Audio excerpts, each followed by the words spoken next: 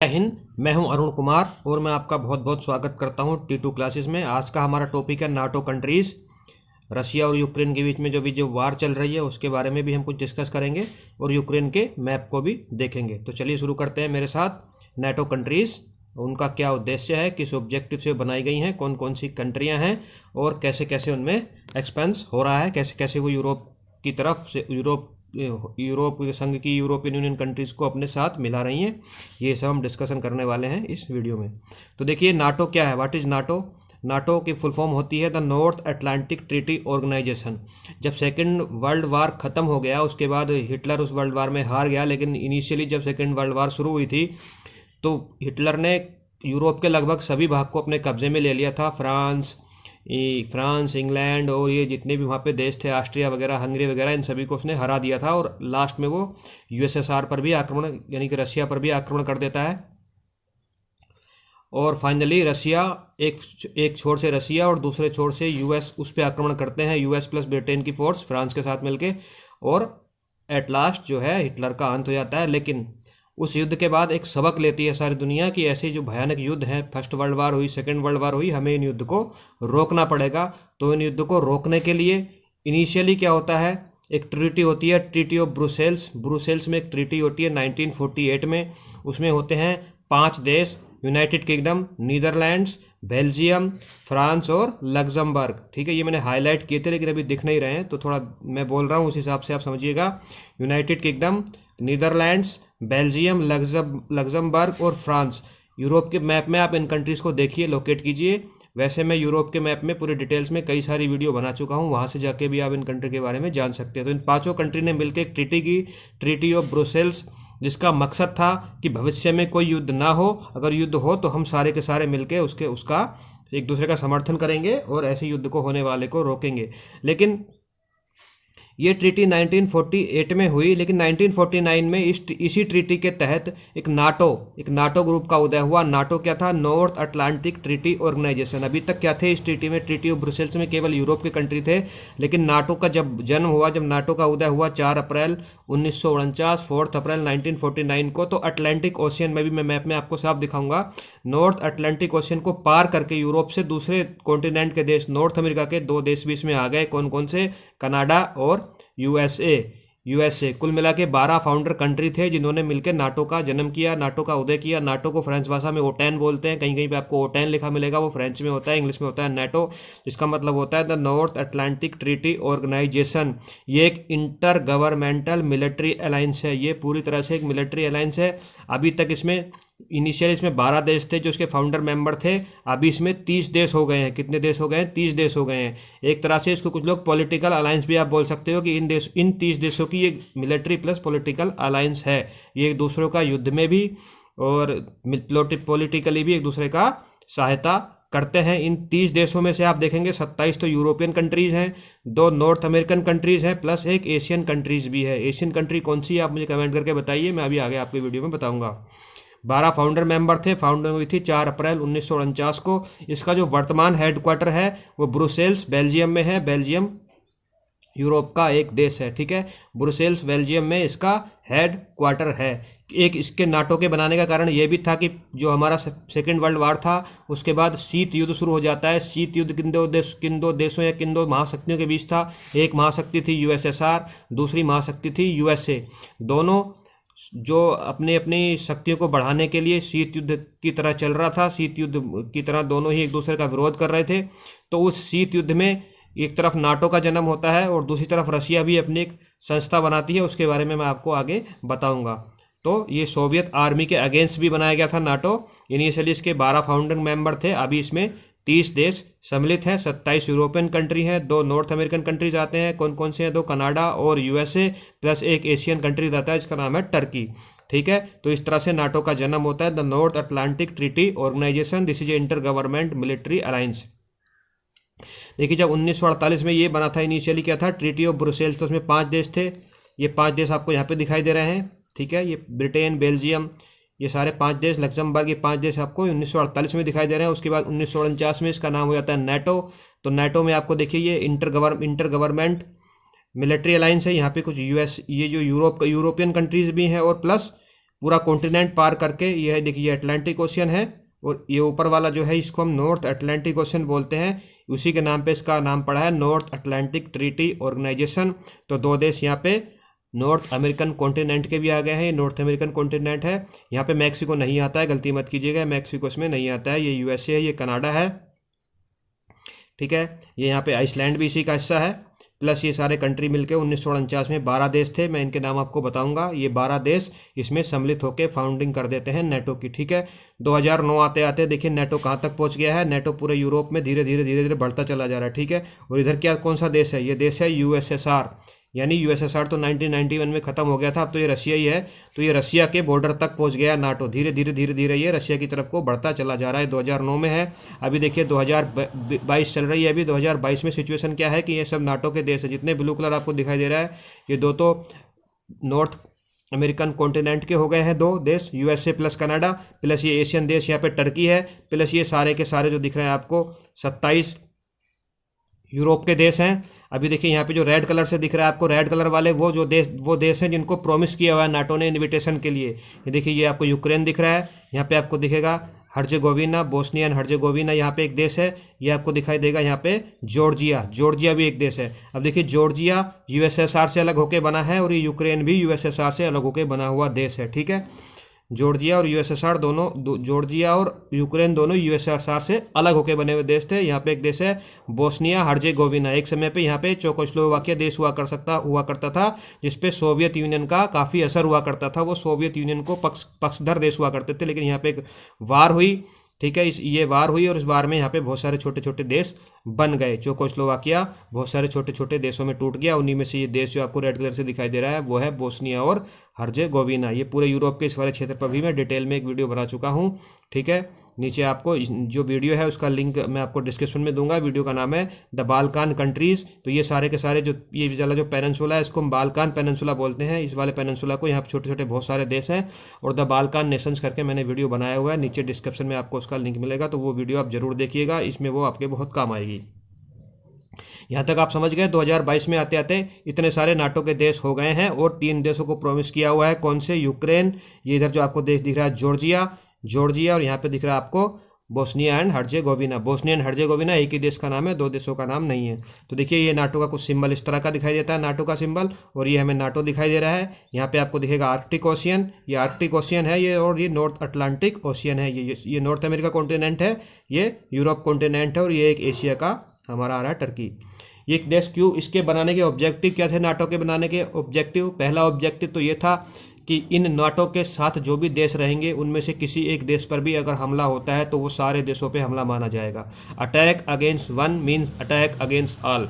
अगर किसी एक देश पे भी युद्ध होता है, हमला होता है, तो सारे के सारे देश युद्ध में कूद पड़ेंगे। अभी यूक्रेन नाटो का, अभी वर्तमान में यूक्रेन में जो है काफ़ी लड़ाई छिड़ी हुई है, यूक्रेन प्लस रशिया में। यूक्रेन नाटो का हिस्सा नहीं है, इसलिए नाटो इस युद्ध में नहीं कूदा है, ठीक है। ये करंट अफेयर्स में के हिसाब से मैं आपको बता रहा हूँ। इसका ऑब्जेक्टिव नंबर 1 है नाटो का, safe guard freedom and security of members. जो इस नाटो के मेंबर हैं उनकी सिक्योरिटी की और उनकी आज़ादी की रक्षा करना। Maintenance of international peace and security, अंतर्राष्ट्रीय शांति और सुरक्षा को बरकरार रखना।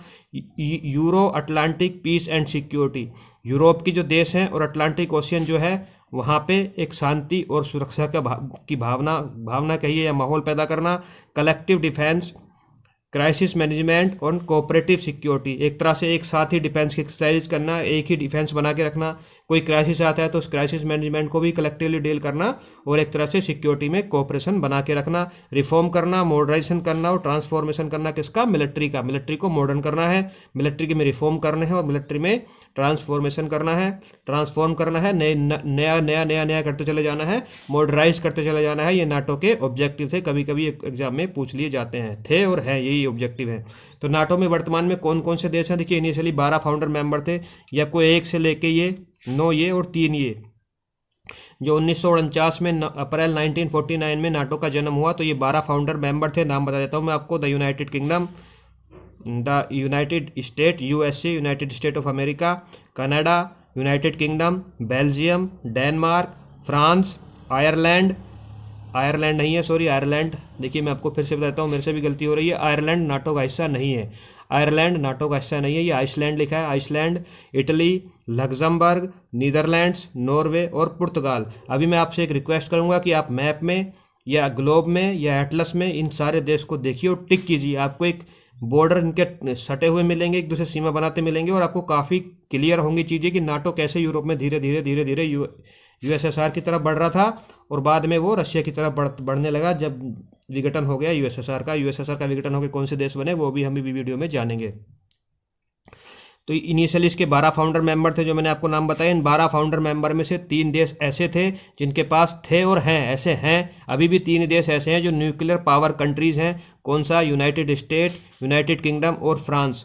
3 ऐसे देश हैं जो न्यूक्लियर वेपन हैंडल करने वाले कंट्री हैं। ये न्यूक्लियर वेपन है इन कंट्रीज़ के पास, यूनाइटेड स्टेट्स, यूनाइटेड किंगडम और फ्रांस। ठीक है, बाकी किसी के पास अभी ये वाली पावर नहीं है। इसमें से एक इंटरेस्टिंग फैक्ट ये है कि जो उसका फाउंडर मेंबर था फ्रांस, वो 1966 में नाटो को छोड़ देता है। फ्रांस 1966 में नाटो को छोड़ कर निकल जाता है और 2009 में आके वापस रिज्वाइन कर लेता है नाटो को फ्रांस। अब देखिए 1949 के 1952 में हम पहुँचते हैं। तो 1952 में इसमें ग्रीस और तुर्की भी इस ग्रुप को ज्वाइन कर लेते हैं। ग्रीस और तुर्की जो है वो एशिया प्लस यूरोप दोनों में फैला हुआ देश है। मेनली ये एशियन कंट्री माना जाता है तुर्की, तो तुर्की भी नाटो को ज्वाइन कर लेता है। तुर्की ब्लैक सी के किनारे बसा हुआ एक देश है और इस तरह से जो है धीरे धीरे नाटो रशिया के बॉर्डर तक पहुंचने लगा है। उसके बाद जर्मनी 1955 में ज्वाइन करता है। तब 1955 में जर्मनी के 2 हिस्से होते थे, आपको पता होगा। जर्मनी के 2 हिस्से कर दिए गए थे सेकेंड वर्ल्ड वार के बाद,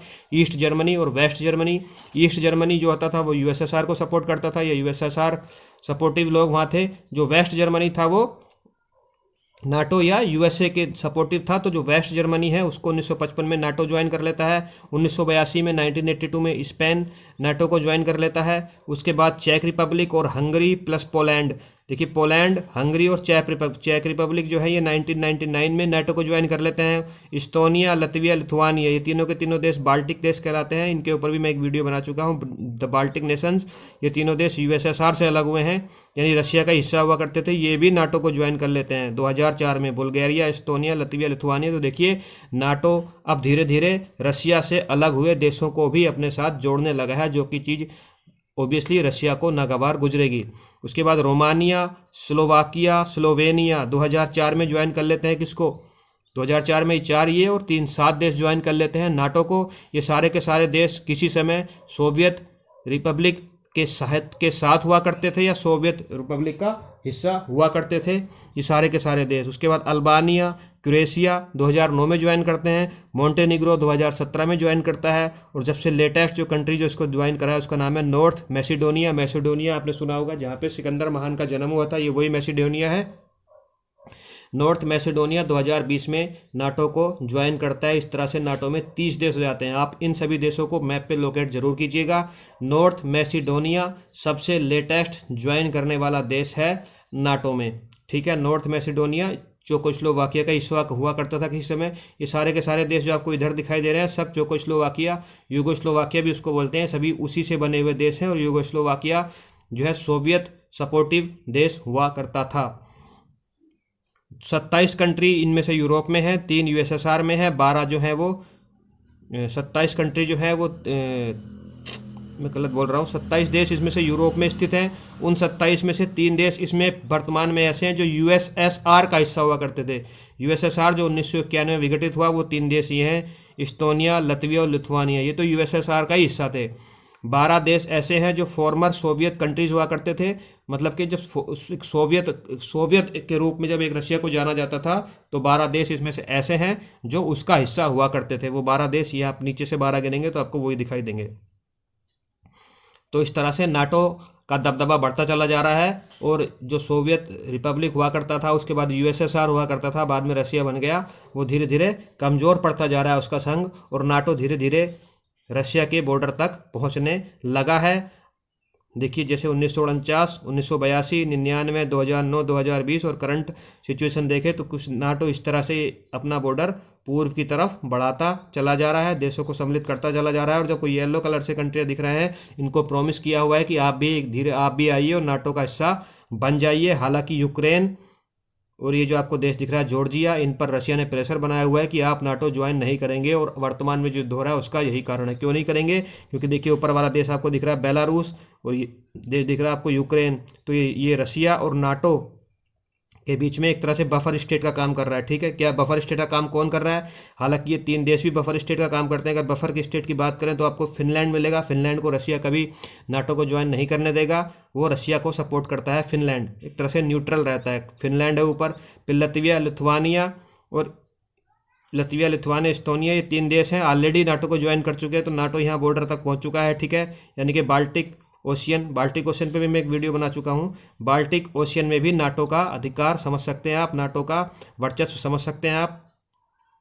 या पोलैंड ऑलरेडी नाटो को ज्वाइन कर चुका है। तो देखिए ये बेलारूस है। बेलारूस एक तरह से रशियन गवर्नमेंट को ही पूरी तरह सपोर्ट करता है, या कहेंगे कि रशियन गवर्नमेंट की कठपुतली ही है बेलारूस। उसके नीचे यूक्रेन है, जो चाहता तो है नाटो को ज्वाइन करना, लेकिन प्रेशर रहता है रशिया का। रशिया उसको नाटो ज्वाइन नहीं करने देता। एक तरह से ये दोनों नाव में पाँव रखे हुए हैं। यहाँ नीचे आएंगे तो ब्लैक सी है, ब्लैक सी, और ये आएगा आपका ये काकेशस स्टेट आ जाते हैं यहाँ पे। जॉर्जिया ये देश है। जॉर्जिया में भी कुछ हिस्सों में रशिया ने कब्जा किया हुआ है। तो जॉर्जिया भी नाटो को ज्वाइन करना चाह रहा है। ये तो यूरोप का देश है, बोस्निया और हर्जेगोविना। तो तीन कंट्री ऐसे हैं जो ज्वाइन करना चाह रहे हैं, जिनके पास ऑलरेडी नाटो का इन्विटेशन आ रखा है। इसमें मैं आपको देशों को एक बार फिर से दिखा देता हूँ। देखिए ये रशिया है, उसके बॉर्डर पे आप देखेंगे एस्टोनिया, लतविया, लिथुआनिया, ये बेलारूस है, ये यूक्रेन है। इस तरफ आएगा ब्लैक सी, इस तरफ यहाँ पे आ जाएगा जॉर्जिया। इसके आगे और हम चलेंगे मालदोवा है। ये अभी करंट में बहुत ज़्यादा न्यूज़ में है ये सारे देश। ये रोमानिया है, ये बुल्गारिया है, रोमानिया बुल्गारिया। यहाँ पे आपको मिलेगा पोलैंड, ये कुछ हिस्सा जो है ये रशिया का ही एक्सक्लेव है। ठीक है, क्लिनिंगार्ड इसको बोलते हैं। यहाँ पे चेक रिपब्लिक, स्लोवाकिया, हंगरी, और ये जो सारे के सारे देश हैं ये यूगोस्लोवाकिया का हिस्सा हुआ करते थे। सबसे नीचे आपको मिलेगा ये Greece, Macedonia, Kosovo, Albania, Montenegro, Bosnia and Herzegovina, Croatia, Slovakia, Austria और जर्मनी। इधर मिलेगा आपको इटली, और वो आगे चले जाएंगे तो आपको मिलेगा फ्रांस। ठीक है, और पुर्तगाल। तो इस तरह से कुछ यूरोप है। ऊपर की तरफ जाएंगे तो आपको मिलेगा स्वीडन, नॉर्वे और फिनलैंड। तो यूरोप के कुछ ऐसे देश हैं, और इधर हमारा है रशिया। ये आप मैप में सब लोकेट कीजिएगा। ठीक है, 1997 के बाद नाटो ने कितनी तेज़ी से अपने एक्सपेंशन को बढ़ाया है। देखिए 1997 तक इतना नाटो हुआ करता था। उसके बाद नाटो ने ये सारे के सारे देश अपने साथ सम्मिलित कर लिए हैं। देशों के नाम मैं ऑलरेडी आपको बता चुका हूँ। और ये आ गया है रशिया का बॉर्डर, बीच में दो बफर स्टेट आपको दिख रहे हैं, बेलारूस प्लस यूक्रेन। और यूक्रेन ऑलरेडी चाहता है नाटो को ज्वाइन करना, जो कि रशिया को नागवार गुजरता रहता है। अब जब यूएसए ने, अमेरिका ने नाटो ग्रुप बना लिया, तो ऐसा तो है नहीं कि रशिया भी चुप बैठेगा। रशिया ने भी कुछ ना कुछ किया होगा उसके अगेंस्ट में। तो जब 1949 में नाटो बना तो रशिया उस टाइम पे यूएसएसआर हुआ करता था। यूएसएसआर ने एक अपना ग्रुप बनाया जिसको हम बोलते हैं वार पैक या वारसा पैक्ट। वारसा पैक्ट बोलते हैं इसको, वार पैक या वारसा पैक्ट। वारसा क्या है? वारसो जो है वो पोलैंड की राजधानी है। ठीक है, अभी वर्तमान देश है पोलैंड। उस टाइम में वो वारसो में बैठ के एक पैक्ट बनता है। वारसो पोलैंड की राजधानी है। वारसा पैक्ट 1955 में to counter the NATO. Warsaw Poland की राजधानी में, जैसे बताया, Warsaw treaty organisation of friendship, cooperation and mutual assistance. इसका पूरा जो वारसा ट्रीटी थी वो क्यों हुई थी? ऑर्गेनाइजेशन ऑफ फ्रेंडशिप है, कोऑपरेशन एंड म्यूचुअल असिस्टेंट के लिए ये बनाई गई थी। आपसी समन्वय के लिए, दोस्ती बनी रहे, और एक तरह से मिलिट्री ऑर्गेनाइजेशन भी इसको आप कह सकते हो, पॉलिटिकल ऑर्गेनाइजेशन भी कह सकते हो। एक ग्रुप है म्यूचुअल असिस्टेंस, आपसी व्यवहार को अच्छा बनाने के लिए। किसने बनाया था? ये यूएसएसआर ने बनाया था। इसमें कौन कौन से देश थे? USSR, Albania, Bulgaria. अभी देखिए ये सारे के सारे वो देश हैं जो अभी नाटो में चले गए हैं। यूएसएसआर, अल्बानिया, बुल्गारिया, चेकोस्लोवाकिया, मैंने आपको बताया Czechoslovakia, east Germany, Hungary, Poland और रोमानिया। 1968 में इस ग्रुप में से अल्बानिया निकल जाता है और वो बाद में नाटो ज्वाइन कर लेता है। 1990 में इसी ग्रुप में से, किस में से? वारसा पैक्ट में से या वार पैक्ट में से दो देश निकलते हैं, पोलैंड और ईस्ट जर्मनी। जर्मनी जो यहाँ पे था, यहाँ पे ईस्ट जर्मनी था, और वेस्ट जर्मनी ऑलरेडी नाटो के साथ था। लेकिन 1990 में ईस्ट जर्मनी भी यहाँ से निकल जाता है, और बाद में वो जर्मनी यूनिफाइड होकर ईस्ट जर्मनी वेस्ट जर्मनी एक देश बन जाता है, और वो भी नाटो ज्वाइन कर लेता है। पोलैंड वारसा पैक्ट को छोड़ देता है, नाटो ज्वाइन कर लेता है। 1991 में सॉरी, क्या होता है कि यूएसएसआर का ही जब विघटन हो जाता है, तो जब यूएसएसआर का विघटन हो गया तो अब इस पैक्ट का कोई मतलब नहीं रह जाता है। तो उसके साथ ही वार्सा पैक्ट भी डिजोल्व हो जाता है और यूएसएसआर का भी अंत हो जाता है 25 दिसंबर 1991 को। तो वार्सो पैक्ट खत्म हो जाता है, ठीक है, क्योंकि यूएसएसआर का विघटन हो जाता है। अभी देखिए मैंने जो आपको देश बताया वार्सो पैक्ट में वो कौन कौन से देश थे मैप में देखिए, ये सोवियत यूनियन था, यूएसएसआर बोलेंगे इसको हम, और इसके साथ कौन कौन से देश थे, रोमानिया। अभी देखो यहाँ पे आपको ये इस्टोनिया, लतविया, लिथुआनिया और ये बेलारूस प्लस यूक्रेन नहीं दिखाई देंगे, क्योंकि ये उस टाइम पे सारे के सारे देश यूएसएसआर का हिस्सा हुआ करते थे। ये बात चल रही है 1960 के दशक की, ठीक है, ये 1960 के दशक की। तो जो हमारा वार्सा पैक्ट है उसमें सोवियत यूनियन, यूएसएसआर है, पोलैंड है, ईस्ट जर्मनी है, ये चेकोस्लोवाकिया आपको दिखाई दे रहा है, चेकोस्लोवाकिया दिख रहा है, हंगरी, रोमानिया, बुल्गारिया और अल्बानिया, ये सारे के सारे देश सोवियत यूनियन के साथ हैं। इधर जो आपको ग्रीन कलर से दिखाई दे रहे हैं ये नाटो के साथ हो चुके हैं, ये ग्रीन वाले सब नाटो के साथ हैं। देखिए यहाँ पे यूनाइटेड किंगडम है, नीदरलैंड्स है, डेनमार्क है, ऊपर नॉर्वे है, ये वेस्ट जर्मनी है, बेल्जियम, लग्जमबर्ग, फ्रांस, इधर पोर्तुगाल है, इधर इटली है, ठीक है। ये किसके साथ हैं, ग्रीस और तुर्की, ये किसके साथ हैं, नाटो के साथ है। 1960 के दशक की बात चल रही है, जब दो महाशक्तियां हैं और शीत युद्ध उस टाइम पे चल रहा है, कोल्ड वार चल रही है उस टाइम पे। कुछ ऐसे देश भी हैं जो अभी तक किसी के साथ नहीं है, जैसे आयरलैंड अभी तक नाटो का हिस्सा नहीं है, लेकिन उस टाइम तक स्पेन नाटो का हिस्सा नहीं था, अभी स्पेन नाटो का हिस्सा हो चुका है। स्विट्जरलैंड और ऑस्ट्रिया न तब नाटो का हिस्सा थे, न अब नाटो का हिस्सा है।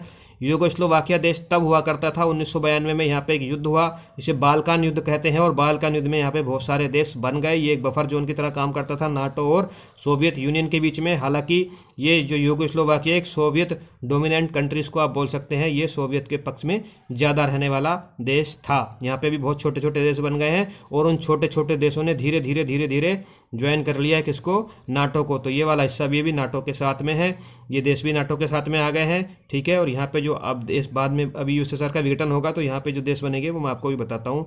यहाँ पे 3 देश बनेंगे, मैं आपको मैप में दिखाता हूँ। कोल्ड वार के समय में यूरोप का मैप ऐसे दिखाई देता था। देखिए जो ये सोवियत यूनियन, ये रशिया, क्योंकि रशिया एक बाई कॉन्टिनेंटल कंट्री है, वो यूरोप में भी है और एशिया में भी है।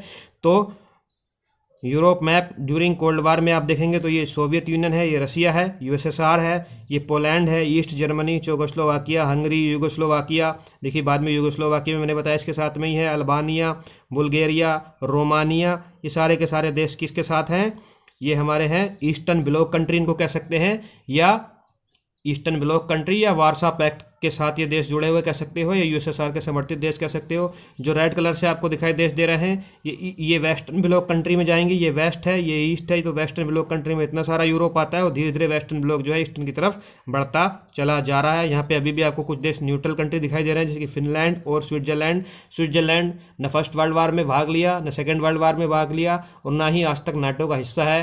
स्विट्जरलैंड एक न्यूट्रल कंट्री की तरह हमेशा व्यवहार करता रहा है, और यही है कि यही उसके धनी होने का कारण भी है। युद्ध हमेशा बर्बादी ही लाते हैं। 1991 में रशिया का विघटन हो जाता है। तो रशिया का जब विघटन हो गया तो रशिया से बने 15 देश इंक्लूडिंग रशिया, एक तो रशिया ही था। मिडिल ईस्ट में आपको दिखेंगे 5 देश, कजाकिस्तान, किर्गिस्तान, ये मिडिल ईस्ट नहीं है, सेंट्रल एशिया, सेंट्रल एशिया के 5 देश, कजाकिस्तान, किर्गिस्तान, तजाकिस्तान, उज्बेकिस्तान और तुर्कमेनिस्तान, ये यूएसएसआर का हिस्सा थे, उससे अलग हो गए।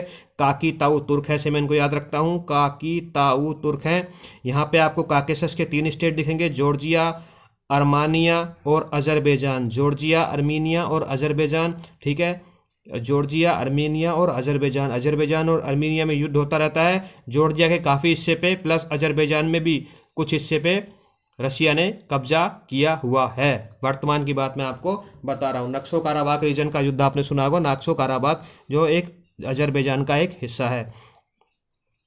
यूक्रेन, ये जो देश थे ये एशियन देश थे, ये एशियन देश हैं जो यूएसएसआर से अलग हुए। ये 3 देश जो यूएसएसआर से अलग हुए, प्लस यूरोप में कौन कौन से देश अलग हुए, इस्टोनिया, लतविया, लिथुआनिया, बेलारूस, यूक्रेन और मालदोवा। मालदोवा आपको छोटा सा देश दिखाई दे रहा है, लैंडलॉक कंट्री है मालदोवा एक लैंडलॉक कंट्री है। और नीचे ब्लैक सी आपको दिखाई दे रहा है, ये जो छोटा सा आपको ट्राइंगल दिखाई दे रहा है इसको हम बोलते हैं क्रीमिया, जो कि वर्तमान में वापस ले लिया था रशिया ने 2014 में युद्ध हुआ, और क्रीमिया पे भी रशिया का कब्जा हो गया था, ठीक है। तो जो हमारे यूरोप में देश गए यूएसएसआर से अलग होके, वो थे इस्टोनिया, लतविया, लिथुआनिया, बेलारूस, यूक्रेन और मालदोवा। और वर्तमान समय में ये तीनों देश बाल्टिक नेशन इनको कहते हैं, इस्टोनिया, लतविया, लिथुआनिया, ये तीनों नाटो का हिस्सा हैं।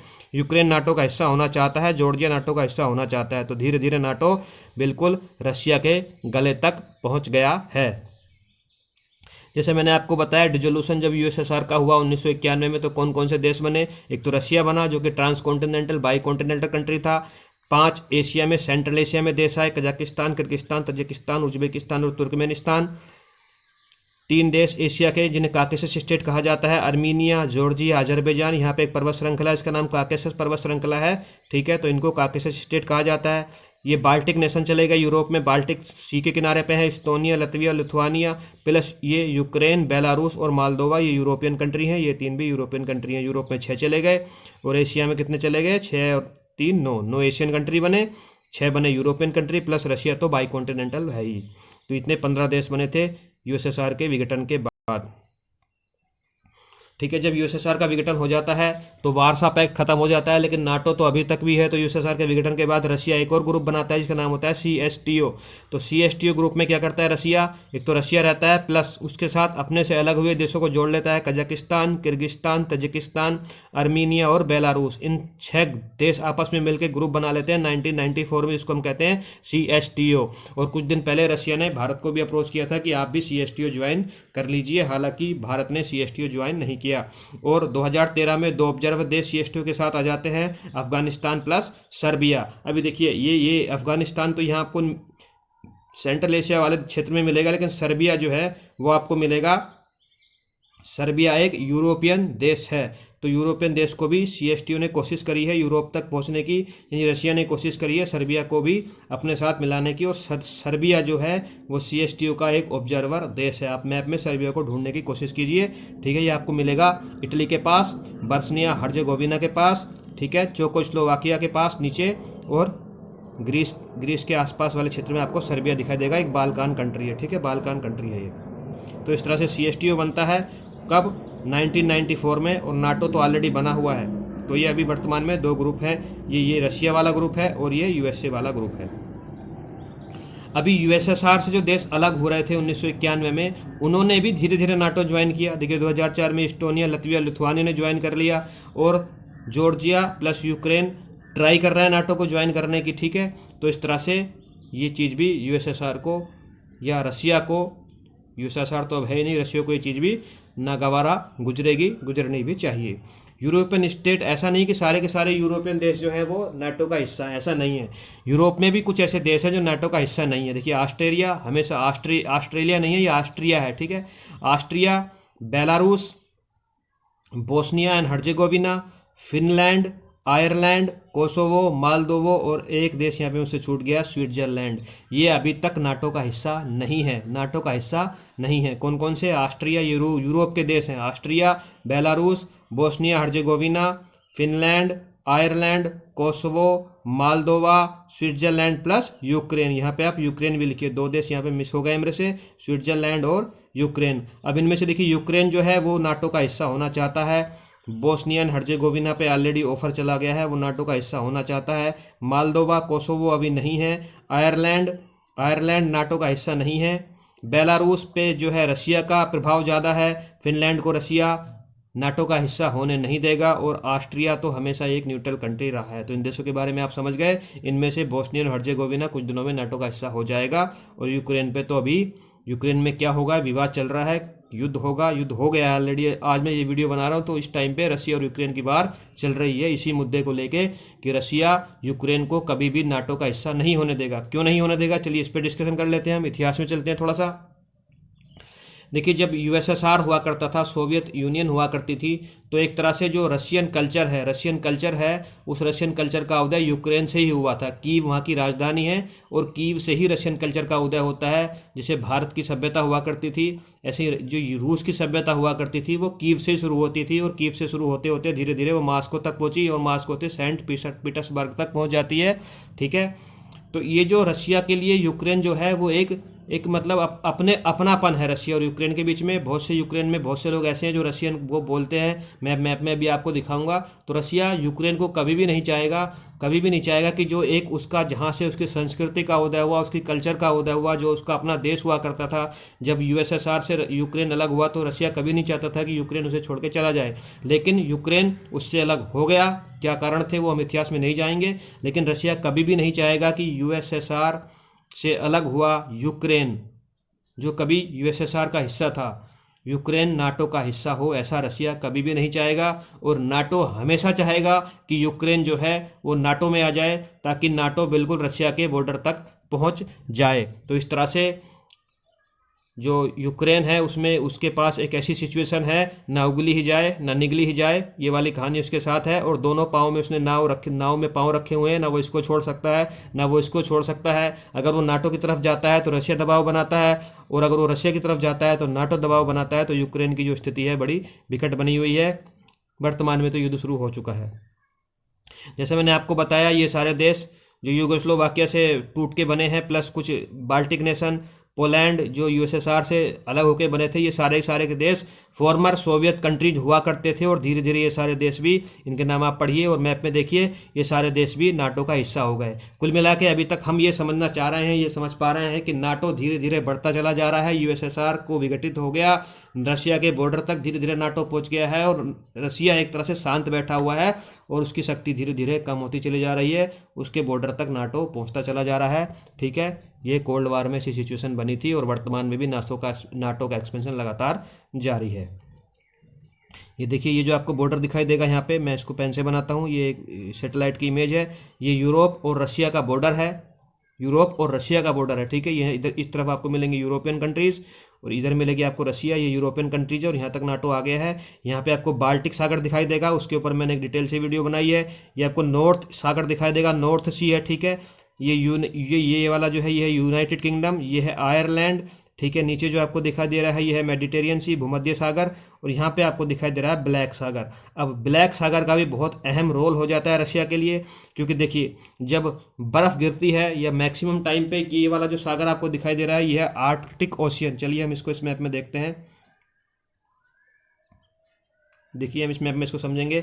अब ये रसिया है, ये यूरोप वाला रसिया है। यहाँ पे आपको मिलेगा यूराल माउंटेन, ये यूराल माउंटेन के इधर जो है ये यूरोप वाला रसिया है। तो देखिए जब आइस गिरती है, बर्फ़ पड़ती है, सर्दियों में बर्फ़ पड़ने वाले हिस्से में, इस वाले सारे क्षेत्र में बर्फ़ जम जाती है। ठीक है, ये आर्कटिक ओशियन पूरे का पूरा जम जाता है, इसका बंदरगाह की तरह से इस्तेमाल नहीं किया जा सकता। ये जो बाल्टिक सागर है ये बहुत ज़्यादा छिछला है, यहाँ पे बड़े जहाज चल नहीं सकते। ठीक है, बाल्टिक सागर में, और बाल्टिक सागर भी सर्दियों में जम जाता है, ये तो पूरा जम ही जाता है। ठीक है, अब कैस्पियन सागर जो रशिया के किनारे पे है वो एक झील है, उसका समुद्र के साथ कोई कनेक्शन नहीं है। बचता है ब्लैक सागर, और तो ब्लैक सागर एक बहुत ही इंपॉर्टेंट है रशिया के लिए। क्यों? क्योंकि यहाँ देखिए रशिया की जो मैक्सिमम पॉपुलेशन है वो इस वाले क्षेत्र में रहती है। जो सर्बिया वाला क्षेत्र है, सर्बिया कहीं नहीं कहेंगे, साइबेरिया जो है, ये इसको साइबेरिया बोलते हैं, जो ईस्टर्न रशिया का बीच वाला भाग है इसको बोलते हैं साइबेरिया। तो साइबेरिया वाले क्षेत्र में प्लस इस वाले ईस्टर्न रशिया में बहुत कम पॉपुलेशन रहती है, मैक्सिमम रशिया की पॉपुलेशन इसी जगह में रहती है। और यहाँ पे जो सबसे पास में समुद्र है वो कौन कौन सा है? ये आपको बाल्टिक सागर दिख रहा है,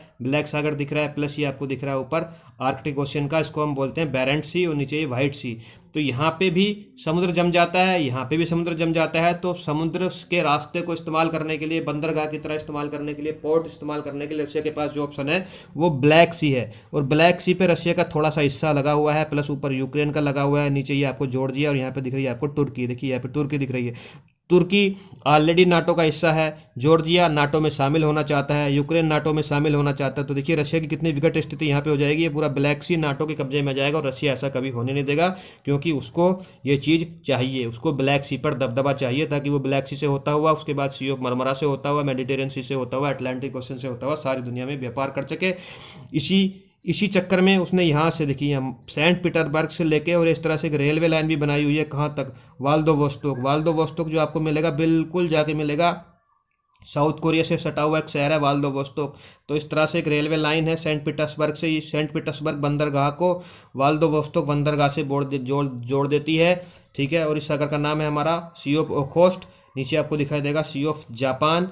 तो ये रेलवे लाइन क्यों बनाई गई थी? दो मेन बंदरगाहों को के बीच में सामान को ट्रांसपोर्ट करने के लिए। इसको बोलते हैं हम ट्रांस साइबेरियन रेलवे लाइन, जो दुनिया की सबसे बड़ी रेलवे लाइन है। ये बात भी मैंने आपको यहाँ पे बता दी।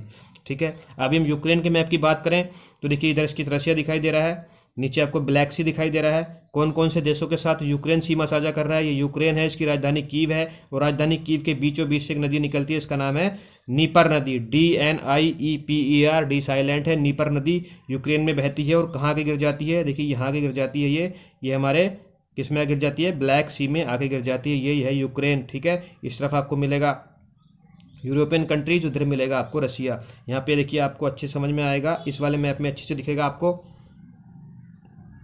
कौन कौन से देश हैं। इसी में हम देख लेते हैं। रशिया के साथ बॉर्डर साझा कर रहा है, ये तो सबको पता ही है, ये पूरा रशिया है। उसके बाद ये बेलारूस के साथ बॉर्डर साझा करता है। बेलारूस की कैपिटल है मिन्स्क। मिन्स्क जहाँ पे अभी शायद न्यूज़ में मिन्स्क काफ़ी चल रहा है, वहाँ पे कुछ समझौता होने वाला है दोनों देशों के बीच में। रशिया की कैपिटल आपको मॉस्को पता है।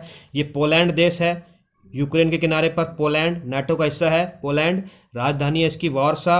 यहाँ पे आपको मिलेगा स्लोवाकिया, स्लोवाकिया नाटो का हिस्सा है। यहाँ पे आपको मिलेगा हंगरी, ये हंगरी छोटा सा बॉर्डर हंगरी का लग रहा है, ये हंगरी है। यहाँ पे जो बॉर्डर लग रहा है हंगरी, हंगरी नाटो का हिस्सा है। नीचे आपको जो देश दिखाई दे रहा है ये देश है रोमानिया, जिसकी कैपिटल है बुचारेस्ट, बुखारेस्ट भी बोलते हैं इसको। ये रोमानिया देश है। और ये एक छोटा सा देश यहाँ पे दिख रहा है मालदोवा, ये मालदोवा है, ठीक है मालदोवा। लेकिन मालदोवा की जो सरकार है वो रशिया को समर्थन करती है, बेलारूस के समर्थन, बेलारूस तो खुल के रशिया का समर्थन करता है और मालदोवा पोर्ट भी रशिया का समर्थन करता है। यहाँ पे जो आपको नीचे दिखाई दे रहा है ये वाली जगह, यह है क्रीमिया। आप देखिए क्रीमिया में एक जगह आपको देखेगी सिवास्तिपोल, जो सिवास्तिपोल लिखा हुआ है। जब यूएसएसआर का विघटन हुआ तब यहाँ पे रशिया का एक बहुत बड़ा नेवल पोर्ट, नेवल बेस हुआ करता था। तो रशिया कभी नहीं चाहता था सेवास्टोपोल को छोड़ना, नहीं चाहता था। तो उसने क्या किया, सेवास्टोपोल को लीज पे ले लिया। किससे? यूक्रेन से, क्योंकि क्रीमिया यूक्रेन के साथ चला गया था उस समय पे। लेकिन वापस 2014 में एक युद्ध हुआ जिसे हम बोलते हैं क्रीमिया का युद्ध, और क्रीमिया को वापस छीन लेता है रशिया। किससे? यूक्रेन से 2014 में। तो जो क्रीमियन पेनिनसुला आपको दिखाई दे रहा है, इस क्रीमियन पेनिनसुला को भी रशिया ले लेता है। उसके अलावा देखिए इस मैप में आपको एक चीज़ दिखाई दे रही है, जो यूक्रेन का जो मैप आपको दिखाई दे रहा है, इसमें जो ईस्टर्न वाला हिस्सा है, यहाँ पे रशियन बोलने वाले लोग, Russian as a native language जिनकी है वो 75% से ज़्यादा इस डोनेस्क, डोनेस्क जो आपको काफ़ी न्यूज़ में आजकल सुनाई दे रहा है, डोनेस्क वाले क्षेत्र में तो 75% से ज़्यादा रशियन बोलने वाले लोग रहते हैं। और ये जो बिंक वाला क्षेत्र आपको दिख रहा है, यहाँ पे 25 से लेके 75% तक रशियन लोग, जिनकी लैंग्वेज, नेटिव लैंग्वेज जिनकी रशियन है, वो लोग रहते हैं। तो यहाँ पर भी रशिया का प्रभुत्व ज़्यादा है। ये लोग रशिया में आना चाहते हैं और रशिया के साथ ज्वाइन हो जाना चाहते हैं। यहाँ पे जो आपको ऊपर सागर दिखाई दे रहा है, इसको बोलते हैं हम सी ऑफ ओजोव। नीचे जो आपको दिखाई दे रहा है, इसको बोलते हैं ब्लैक सी। और बीच में जो छोटा सा रास्ता बोला दिखाई दे रहा है, इसको बोलते हैं स्टेट ऑफ किर्च, किर्च की जल संधि। ठीक है, किर्च की जल संधि। आई होप आपको समझ में आ गया होगा क्यों रशिया चाहता है यूक्रेन को वापस अपने साथ मिलाना। क्रीमिया को ऑलरेडी मिला चुका है। अब देखिए, रशिया ने 2014 में क्रीमिया को अपने साथ मिला लेता है, युद्ध होता है क्रीमिया का युद्ध। और दो अलग देशों में क्या करता है, एक सेपरेटिस्ट कंट्रोल सरकार बना देता है, अलग से सेपरेटिस्ट। एक तरह से वो रशिया के लोग ही हैं, रशियन डोमिनेंट सरकार ही वहाँ पे चलती है। हालांकि यूक्रेन भी उन्हें अपना हिस्सा मानता है, लेकिन वो बेसिकली रशिया के साथ ही हैं। कौन कौन सी जगह है वो? दोनेत्स्क और लुहांस्क, लुहांस्क और दोनेत्स्क, यहाँ पे ये एक सेपरेटिस्ट के कंट्रोल में जाते हैं 2014 के बाद। और क्रीमिया जो है पूर्ण रूप से रशिया के कंट्रोल में आ जाता है। वर्तमान में यहीं से जो है इन दो देशों को, इन दो राज्यों को रशिया ने एक अलग देश घोषित कर दिया है। अभी 2-4 दिन पहले ये घटना हुई है। आज मैं जब ये वीडियो बना रहा हूँ तो आज की तारीख है 27 फरवरी 2022। इस हिसाब से आप जो मैं बोल रहा हूँ उसको आप करंट के साथ या बाद में वीडियो देखेंगे तो उस हिसाब से आप एडजस्ट कीजिएगा। इन दो देशों को रशिया ने अलग देश घोषित कर दिया है 25 फरवरी 2022 को आई थिंक किया है। कौन कौन सी जगह है? लुहांस्क और दोनेत्स्क। क्यों? क्योंकि यहाँ पे 75% से भी ज़्यादा रशियन लोग रहते हैं। ठीक है, रशियन डोमिनेंट जगहें हैं ये वाली। ठीक है, ये वो जगह है सेवास्टोपोल जहाँ पे रशिया का नेवल बेस था, अभी भी है, और अपने कब्जे में ले लिया है क्रीमिया को। ये सी ऑफ अजोव, ये है ब्लैक सी। अभी देखिए, रशियन जो है, मैंने जैसे आपको बताया क्रीमिया को 2014 में कब्जे में ले लेता है। यहाँ पे दो देशों में सेपरेटिस्ट सरकार चला देता है, लुहांस्क और दोनेत्स्क में। इधर मालदोवा वाले हिस्से में भी कुछ जगह ऐसी जगह है जहाँ पे एक सेपरेटिस्ट सरकार चलती है रशिया की, और मालदोवा रशिया को सपोर्ट करता है। यहाँ पे भी देखिए, क्योंकि ये नाटो में शामिल होना चाहता है और रशिया धीरे धीरे से अपने कब्जे में लेना चाहता है। यहाँ पे आपको एक देश दिखाई दे रहा है जॉर्जिया। जॉर्जिया नाटो में सम्मिलित होना चाहता है। तो जॉर्जिया के भी 2-3 जगह ऐसी हैं। आपको साउथ ओसेटेनिया मिलेगा, प्लस अब्खाजिया मिलेगा। ये जो दो रेड पॉइंट आपको दिख रहे हैं, इन दोनों जगहों पर भी रशिया की सेपरेटिस्ट सरकार चलती है। एक तरह से इन्होंने अपने आप को एक स्वतंत्र राष्ट्र घोषित कर रखा है। रशिया ने इन दोनों जगहों को एक राष्ट्र की मान्यता दी हुई है। किसको? अबकाजिया को प्लस साउथ ओसेटिया को। हालांकि बाकी सब देश इनको देश नहीं मानते, लेकिन रशिया इनको देश मानता है क्योंकि जॉर्जिया नाटो में जाना चाहता है। यहाँ पे देखिए अजरबैजान और अर्मीनिया के बीच में एक विवादित जगह जिसका नाम है नागोर्नो काराबाख। नागोर्नो काराबाख में भी रशिया डोमिनेट करता है, रशिया की ही चलती है इस जगह पे। कौन सी जगह में? Nagorno Karabakh. 2020 में 19-20 में यहाँ पे अजरबैजान और अर्मीनिया के बीच में भयानक युद्ध भी हुआ था इस जगह को लेके, नागोर्नो काराबाख को लेके। इस युद्ध के बारे में भी और यहाँ की जियोपॉलिटिक्स के बारे में मैंने एक डिटेल में वीडियो बनाई है, उसका लिंक डिस्क्रिप्शन में है। वीडियो का नाम है द जॉर्जिया, अजरबैजान और अर्मीनिया के ऊपर जो बनाई हुई है द काकेशस स्टेट। इन दोनों को काकेशस स्टेट बोलते हैं। तो देखिए, अगर यहाँ पे रशिया का डोमिनेंट नहीं रहेगा, इस वाले क्षेत्र में रशिया का डोमिनेंट नहीं रहेगा, तो ये जो ब्लैक सी है वो रशिया के हाथ से चला जाएगा। और रशिया कभी नहीं चाहता कि ब्लैक सी उसके हाथ से जाए। क्यों? देखिए, तुर्की तो नाटो के साथ आ चुका है, जॉर्जिया नाटो के साथ आना चाहता है, यूक्रेन नाटो के साथ आना चाहता है, तो इतना सा हिस्सा रशिया का बच जाता है और इस पूरे के पूरे ब्लैक सी पे नाटो का एक तरह से दबदबा हो जाएगा। और रशिया ऐसा कभी नहीं चाहता, इसलिए वो यूक्रेन को नाटो में शामिल नहीं होने देगा, जॉर्जिया को नाटो में शामिल नहीं होने देगा। आई होप आपको ये वीडियो पसंद आई होगी। और इसी चीज़ को लेके, नाटो में शामिल ना होने देने को लेके वर्तमान में एक युद्ध छिड़ा हुआ है रशिया और यूक्रेन के बीच में। वार अभी भी चल रही है, एज ऑन टुडे भी चल रही है। आई होप आपको ये जानकारी पसंद आई होगी। अगर पसंद आई है तो प्लीज़ वीडियो को लाइक करें, शेयर करें, सब्सक्राइब करें और कमेंट तो ज़रूर ही करें। मिलते हैं ऐसी ही किसी नेक्स्ट वीडियो में, तब तक अपना खूब सारा ख्याल रखें। जय हिंद, जय भारत।